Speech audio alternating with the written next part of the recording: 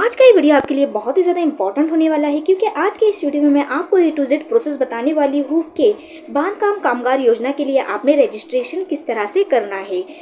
तो हाल ही में मैं आपको बता दूं कि महाराष्ट्र इमारत व इतर बांधकाम कल्याणकारी मंडल मार्फत राज्य में पात्र बांधकाम करने वालों को अलग अलग कल्याणकारी योजनाओं का लाभ दिया जा रहा है। बांधकाम करने वाले मजदूरों को इसके पहले भी बहुत सारी सुविधाएं दी गई है, जैसे कि सेफ्टी किट की सुविधा दी गई थी। उसके बाद जो मजदूर होते हैं तो उनके बच्चों की पढ़ाई के लिए भी पैसा दिया जाता है और उनकी शादी के लिए भी पैसा दिया जाता है। तो इस बार जो है सरकार ने बांधकाम कामगार करने वाले लोगों को 8,820 रुपए इस बर्तन का सेट देने की योजना निकाली है। तो अगर आप इस योजना का लाभ उठाना चाहते हो तो आपने ऑनलाइन अर्ज किस तरह करना है और ऑनलाइन आवेदन किस तरह करना है। तो चलिए आपका ज्यादा समय ना लेते हुए मैं वीडियो को करती हूँ स्टार्ट। आपने सबसे पहले गूगल या क्रोम पर जाना है, तो मैं यहाँ पर गूगल पर चली जाती हूँ। उसके बाद आपने यहाँ पर टाइप करना है BOCW.in। इस पर आपने सर्च करना है। सर्च करने के बाद आपके सामने जो है ऑफिशियल वेबसाइट ओपन हो जाएगी। तो आप देख सकते हो कि यहाँ पर बहुत सारे ऑप्शंस हमें दिखाई देंगे। तो आप पहले वाले ऑप्शन पर आपने क्लिक करना है। क्लिक करने के बाद आपके सामने इस तरह से ये इंटरफेस ओपन होगा। यहीं से आपकी जो है फॉर्म की फिलिंग स्टार्ट होगी। तो यहाँ पर आप जिस भी व्यक्ति का फॉर्म फिल कर रहे हो, यहाँ पर उसका आधार कार्ड नंबर लिखना है और यहाँ पर जो उसका करंटली मोबाइल नंबर है वो आपने यहाँ पर लिख देना है। आधार कार्ड नंबर डालने और मोबाइल नंबर डालने के बाद आपने प्रोसीड टू फॉर्म इस बटन पर क्लिक करना है। जैसे आप प्रोसीड टू फिल बटन पर क्लिक करोगे तो यहाँ से आपकी फॉर्म की फिलिंग स्टार्ट होगी। तो यहाँ पर जो पहली फील्ड दी हुई, यहाँ पर आपने फर्स्ट नेम लिखना है। फर्स्ट नेम टाइप कर लेना है, यानी कि पहला नाम। उसके बाद यहाँ पर फादर या हस्बैंड का नाम जो भी है वो आपने लिख लेना है और यहाँ पर आपने लास्ट नेम यानी कि आपका सरनेम लिखना है। उसके बाद नीचे आने के बाद यहाँ पर आपने जेंडर सिलेक्ट करना है कि जिस भी व्यक्ति का फॉर्म भर रहे हैं वो मेल है या फीमेल। तो यहाँ पर मैं मेल का फॉर्म भरी तो यहाँ मेल सिलेक्ट कर लूँगी। उसके बाद जिस भी व्यक्ति का फॉर्म भर रहे हो उसका मैरिटल स्टेट लिखना है, मैरिड है अनमैरिड है, तो यहाँ पर आपने सिलेक्ट कर लेना है। उसके बाद यहाँ पर डेट ऑफ बर्थ आपने सिलेक्ट कर लेनी है। तो यहाँ पर आप डायरेक्ट टाइप भी कर सकते हो और अगर आप चाहते हो कि आपको कैलेंडर से डायरेक्ट सिलेक्ट करना है तो यहाँ पर आप जो कैलेंडर का सिंबल बना हुआ है इस पर क्लिक करोगे तो इस तरह से यहाँ पर आपने ईयर सिलेक्ट करना है, यहाँ पर मंथ सिलेक्ट करना है और डेट है उसे आपने सिलेक्ट करना है। तो ऑटोमेटिकली वो इस तरह से ले लेगा। आपकी एज भी कैलकुलेट हो जाएगी। तो आगे वाला जो ऑप्शन है उसमें आपको कैटेगरी सिलेक्ट करना है कि आप किस कैटेगरी को बिलोंग करते हैं, जनरल, एनटी, ओबीसी, जो भी आपकी कैटेगरी आपने उसे सिलेक्ट कर लेना है। आपने जो पहले मोबाइल नंबर डाला था वो ऑटोमेटिकली यहाँ पर आ जाएगा और आधार कार्ड नंबर भी जो पहले आपने डाला था वो ऑटोमेटिकली ले लेगा।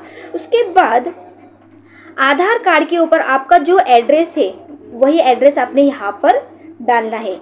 अच्छे से आपने याद रखना है कि आपके आधार कार्ड के ऊपर जो एड्रेस है वही एड्रेस आपने यहाँ पर फिल करना है। यहाँ पर आपने आपका हाउस नंबर लिखना है, घर क्रमांक लिखना है, उसके बाद आपका रोड रास्ता जो भी है, एरिया लिखना है, फिर सिटी कौन से सिटी में रहते हैं वो लिखना है।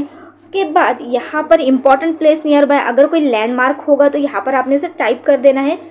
उसके बाद यहाँ पर जो है आपका राज्य सिलेक्ट करना है, महाराष्ट्र जो भी है वो सिलेक्ट करना है। उसके बाद यहाँ पर आपका डिस्ट्रिक्ट सिलेक्ट करना है। डिस्ट्रिक्ट सिलेक्ट करने के बाद यहाँ पर तालुका सिलेक्ट करना है। तालुका सिलेक्ट करने के बाद आपका पोस्ट ऑफिस सिलेक्ट करना है। उसके बाद पिन कोड जो है वो ऑटोमेटिकली ले लेगा। तो आप देख सकते हो कि इस तरह से जो है मैंने इन्फॉर्मेशन फिल कर दी हो। अब आपने नीचे आना है। नीचे आने के बाद यहाँ पर आप देख सकते हो कि फैमिली डिटेल्स आपको फिल करनी है। तो जो हमने जिस भी व्यक्ति के नाम से हम ये फॉर्म भर रहे हैं तो ऑटोमेटिकली उसका जो है वो सेल्फ करके आ चुका है। तो यहाँ पर आप चेक कर सकते हो कि उसका नाम भी आ गया है, first name, surname, middle name. उसके बाद डेट ऑफ बर्थ भी आ गई है। एज जो है वो ऑटोमेटिकली कैलकुलेट हो चुकी है। उसके बाद वो खुद है सेल्फ, यहाँ पर उसका आधार कार्ड नंबर भी आ गया है। उसके बाद यहाँ पर आप चाहो तो प्रोफेशन जो है वो ऐड कर सकते हो। एजुकेशन आपका जो है वो भी डालना मैंडेटरी है। आपका जो भी क्वालिफिकेशन हुआ है आपने यहाँ पर सिलेक्ट कर लेना है।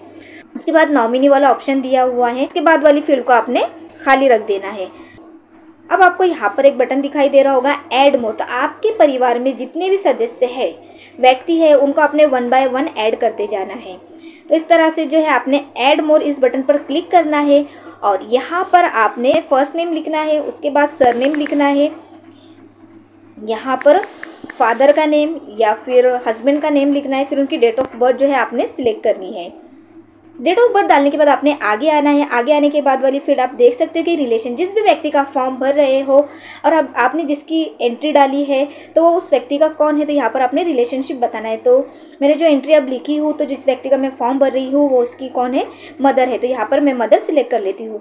उसके बाद यहाँ पर आपने आधार क्रमांक डाल देना है। इस तरह से जो है मैंने आधार क्रमांक भी डाल दिए। आगे जाने के बाद अगर आप प्रोफेशन डालना चाहते हो तो डाल सकते हो, अदरवाइज वो मैंडेटरी नहीं है। आगे आने के बाद क्वालिफिकेशन क्या है वो आपने सिलेक्ट कर लेना है। तो पहली क्लास से लेकर तो यहाँ पर बहुत सारे जो है क्वालिफिकेशंस दिए हुए हैं, तो जो भी क्वालिफिकेशन हुआ है आपने सिलेक्ट कर लेना है। आपने अपने मदर की जो एंट्री की है तो आप उनको नॉमिनी बनाना चाहते होगे तो आपने इस रेडियो बटन के अंदर क्लिक कर देना है। उसके बाद आपकी मम्मी जो है उन्होंने BOCW के अंदर रजिस्टर्ड किया होगा तो आपने यहाँ पर राइट कर देना है, और उनको जो BOC का जो कार्ड मिला होगा या जो रजिस्ट्रेशन नंबर है तो आपने यहाँ पर इसे डाल देना, और अगर नहीं है तो आपने इसे हटा देना है। और इस तरह से जो है फिर आपकी ये एक एंट्री ऐड हो जाती है। जितने भी व्यक्ति आपके परिवार में है तो इस तरह से उन्हें 1 बाय 1 जो है ऐड करते जाना है। फैमिली में जितने भी मेंबर्स हैं उनको 1 बाय 1 आपने इस तरह से ऐड करते जाना है, और यहाँ पर जो रिलेशन है वो आपने चेंज करते जाना है। उसके बाद आप नीचे आओगे तो यहाँ पर आप देख सकते हो कि एम्प्लॉयर डिटेल्स, जिस भी व्यक्ति का हम फॉर्म भर रहे हैं तो यहाँ पर उनको 90 दिन का जो है वर्किंग सर्टिफिकेट मिलता है, तो उसकी यहाँ पर आपने तफसील डालना है। तो सबसे पहले यहाँ पर आप क्लिक करोगे तो देख सकते हो कि वर्कर्स नेचर ऑफ वर्क के जो वर्कर है वो किस टाइप का काम करता है। तो आप यहाँ पर बहुत सारी कैटेगरीज दी हुई है, तो आपने जो भी है तो यहाँ पर सिलेक्ट कर लेना है। सिलेक्ट करने के बाद यहाँ पर आपने टाइप ऑफ इशू कि जो सर्टिफिकेट आपको मिला है तो वो सर्टिफिकेट आपको कॉन्ट्रैक्टर ने दिया है, डेवलपर ने दिया है, ग्राम सेवक की तरफ से मिला है, या person with authorisation by municipal corporation से मिला है, या फिर नाका कामगार से मिला है। तो जहाँ मिला है तो मैं यहाँ पर ग्राम सेवक कर देती हूँ क्योंकि इन्हें ग्राम सेवक से मिला है। उसके बाद आपके सर्टिफिकेट के ऊपर डिस्पैच डेट भी होती है और डिस्पैच नंबर भी होता है। तो यहाँ पर आपको जब भी इशू हुआ था वो आपने सिलेक्ट कर लेना है। उसके बाद यहाँ पर आपने जो डिस्पैच नंबर भी होता है उसके ऊपर आपने वो डिस्पैच नंबर यहाँ पर डाल देना है। डालने के बाद आपने यहाँ पर नेम ऑफ ग्राम पंचायत, जहाँ से भी आपको इशू हुआ है तो वो ग्राम पंचायत का नेम क्या है आपने लिख देना है। उसके बाद यहाँ पे लिख देना है कि ग्राम पंचायत की जो डिस्ट्रिक्ट है आपने वो सिलेक्ट कर लेना है। यहाँ से मैं सिलेक्ट कर लेती हूँ। उसके बाद तालुका सिलेक्ट कर लेना है। उसके बाद आपने नीचे जाना है। एक बात मैं आपको बताते चलूँ कि आपको ये फॉर्म इंग्लिश में ही भरना है, और आप इंग्लिश में भरोगे तो ऑटोमेटिकली आप देख सकते हो कि नीचे आपको मराठी में ट्रांसलेट होकर और कन्वर्ट होकर वो आ जाता है। उसके बाद आपने नीचे जाना है। नीचे जाने के बाद यहाँ पर आपने सपोर्टिंग डॉक्यूमेंट्स अपलोड करना है। तो उसमें बता दो आपको 3 चीज़ें लगने वाली है। सबसे पहले आपका फ़ोटो अपलोड करना है, उसके बाद आपका आधार कार्ड, और उसके बाद आपके पास जो 90 डेज़ वर्क सर्टिफिकेट है वो आपको अपलोड करना पड़ेगा। और मैं बता दूँ कि आप जब डॉक्यूमेंट अपलोड करोगे तो 2 MB से कम डॉक्यूमेंट्स ही आपको अपलोड करना है। अगर उससे ज़्यादा रहेगा तो ये लेगा नहीं। तो चलो सबसे पहले जो है मैं यहाँ पर फ़ोटो अपलोड कर देती हूँ। आपने अपलोड फ़ोटो इस पर क्लिक करना है। क्लिक करने के बाद आपने यहाँ पर जो सेकंड वाला दिखाई दे रहा है अपलोड, इस पर क्लिक करना है। यहाँ से चूज़ फाइल करना है और यहाँ से आपने इस तरह से फ़ोटो ले लेना है और डन वाले बटन पर आपने क्लिक करना है और यहाँ पर अपलोड वाले बटन पर क्लिक करना है। तो आप देख सकते हो कि इस तरह से फ़ोटो आ जाएगा। उसके बाद जो सेकेंड वाला ऑप्शन है वो फिलहाल में डिसेबल है, हो सकता है आने वाले समय में उसे इनेबल कर दिया जाए। वहाँ पर थंब प्रिंट लेना है, लेकिन अभी के लिए ये ज़रूरी नहीं है, तो हम उसे स्किप करते हैं। उसके बाद जब आप नीचे आओगे तो देखोगे कि यहाँ पर आपको आधार कार्ड लगाना है। चूज फाइल, इस पर आपने क्लिक करना है और जहाँ कहीं भी आपका आधार कार्ड है उसे आपने सिलेक्ट कर लेना है और उसे अपलोड कर लेना है। तो इस तरह से देख सकते हो आपके यहाँ पर फाइल अपलोडेड सक्सेसफुली का मैसेज भी आपको आ जाएगा। उसके बाद आपका जो वर्कर सर्टिफिकेट है उसे भी आपने इस तरह से लगा देना है। तो फिर से आप देखोगे कि यहाँ पर फाइल अपलोडेड सक्सेसफुली का आपको मैसेज आ जाएगा।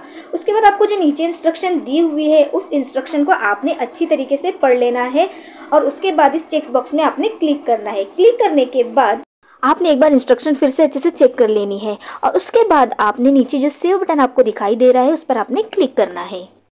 जैसे आप सेव वाले बटन पर क्लिक करोगे तो आपने जो मोबाइल नंबर डाला था उसके ऊपर आपको OTP आएगा।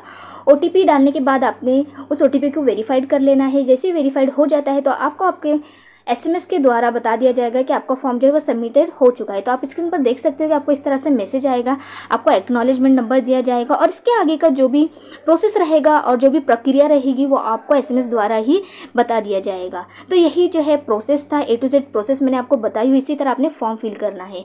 अगर आपको मेरा वीडियो पसंद आया होगा तो मेरे वीडियो को लाइक और मेरे चैनल को सब्सक्राइब करना ना भूलें।